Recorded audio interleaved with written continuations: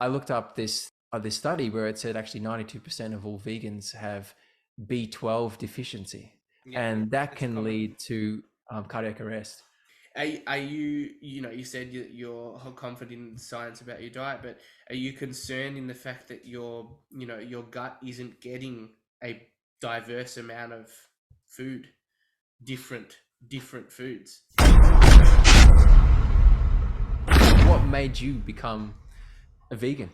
The majority reason of why I am a vegan is environmental, Mm, and I think that uh, the impact that the animal agriculture world is having on the climate cannot be overlooked.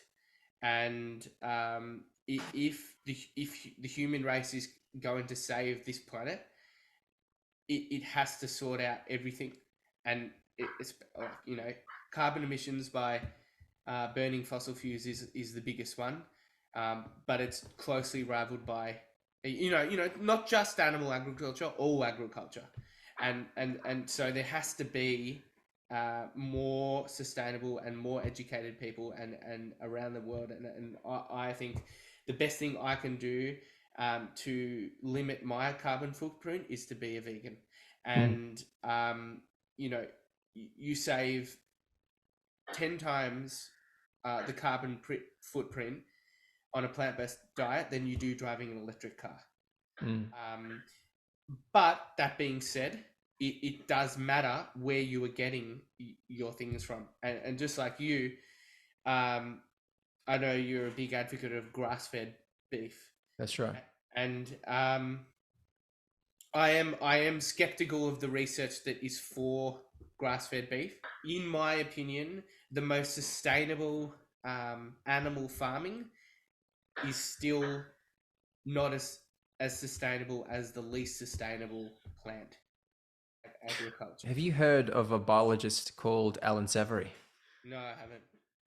He hated livestock. He hated cows and he hated farming because he blamed cows for the destruction and the deforestation of the forest and of land.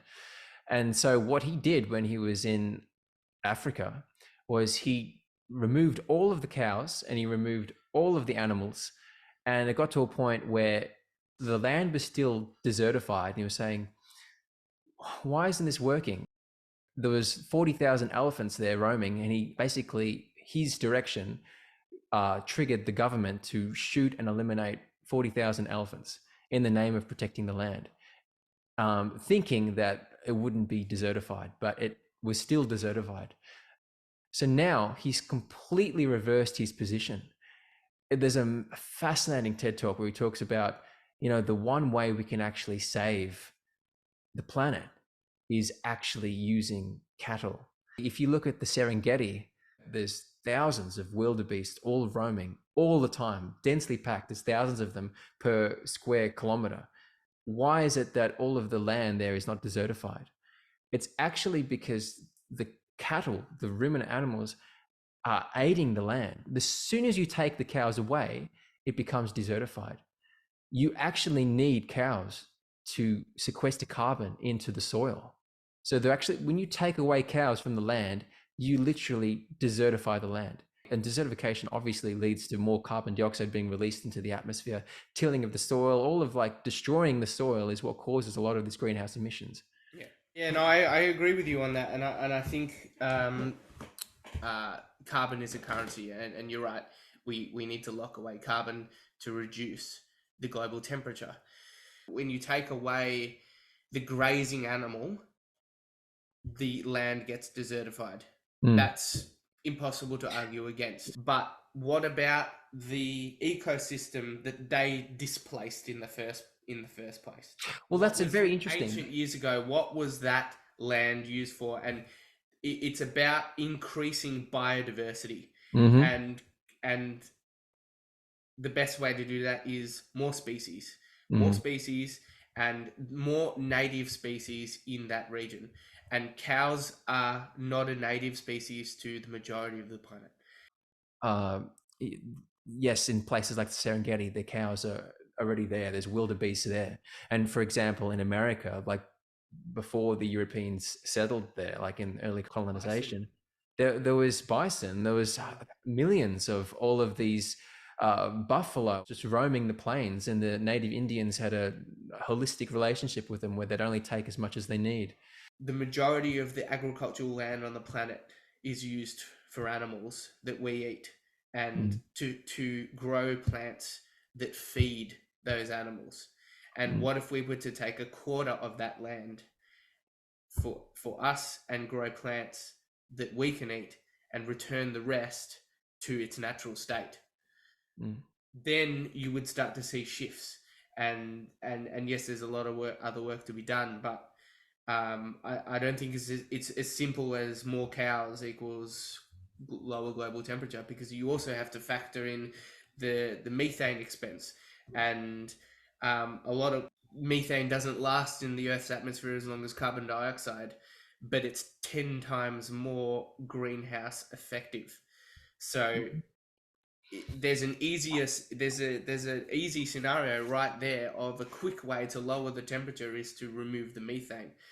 And in the next 30 years, if you were to drastically limit the amount of cattle on the planet, in the next 30 years you would start to see that radically drop, and the temperature radically drop just by that removal of methane from the atmosphere.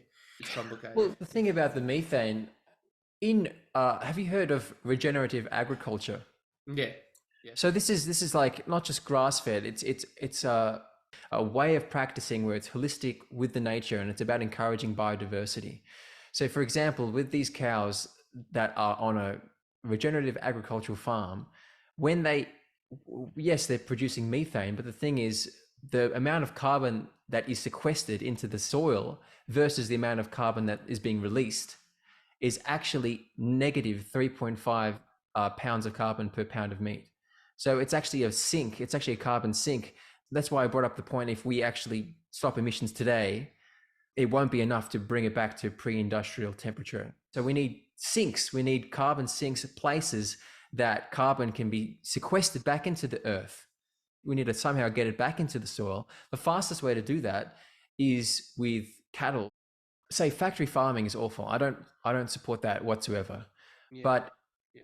in my own ethics, I believe by purchasing grass-fed beef, yes, it's more expensive, but I'm supporting an industry that gives it, not only is it healthier, like there's all these facts that prove why basically eating Oh, that's grass-fed beef is undisputed. like, Like, yeah, of it's course. like it's like an athlete Yeah. Yeah. versus animal that's all inflamed. But not only is it healthier to eat, but it's healthier for the planet. Again, if you remove cows completely, you lead to desertification, so you can't do that. I feel by supporting a meat industry that is grass fed, I'm actually not contributing to the destruction of the planet. In fact, it's actually leading to carbon sinks that are sequestering more carbon. It's good for the planet. It's good for Yeah. global warming. In terms of, say, the Amazon being deforested, 40% of the trees being cut down, a lot of that is being cut down because of soy and because of grains that are being fed to the cows. Of course, I don't support that at all. I want the Mm. cows to be completely grass fed. And 3% of that beef produced there is exported to countries like USA and Australia. So most of the meat is actually local. A lot of the foods are local. They're not being shipped from the Amazon, where I agree, 40% of the trees are being cut down. That's awful. It's because of mismanagement. And really, it shouldn't be happening. But I'm not supporting that. My money is going to grass fed beef that's local. Yeah, and it's hard to argue against the fact that grass-fed beef is more sustainable than, well, no, grass-fed beef is more ethical and has a lower carbon footprint than factory-farmed beef. Hmm.